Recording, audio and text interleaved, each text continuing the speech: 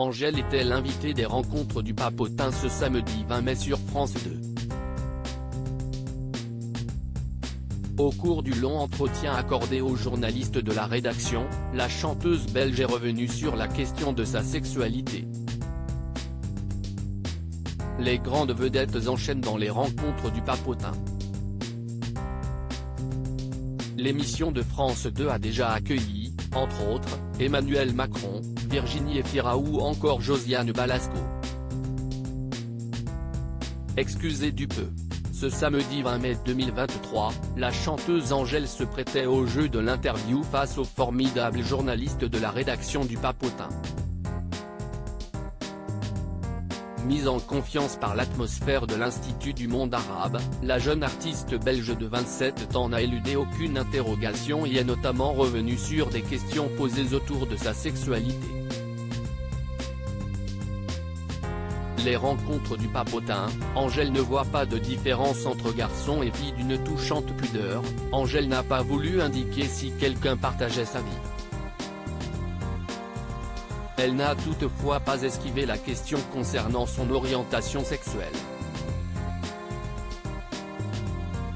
Je dirais que je suis pansexuelle.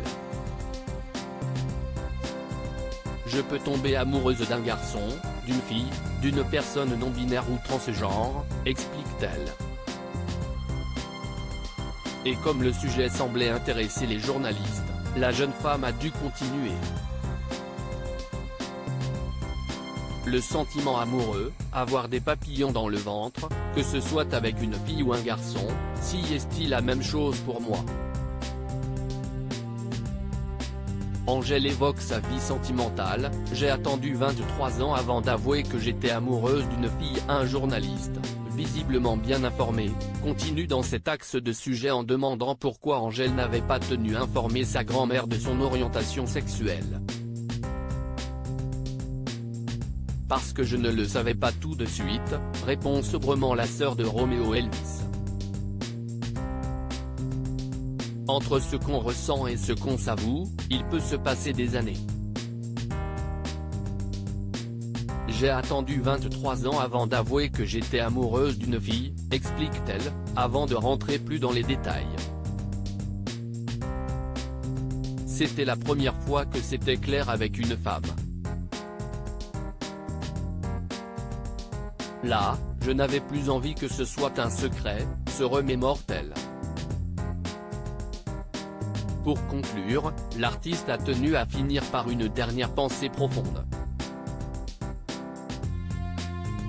Quand j'étais enfant, je n'avais pas envie de m'attarder sur les sentiments que j'avais pour une fille.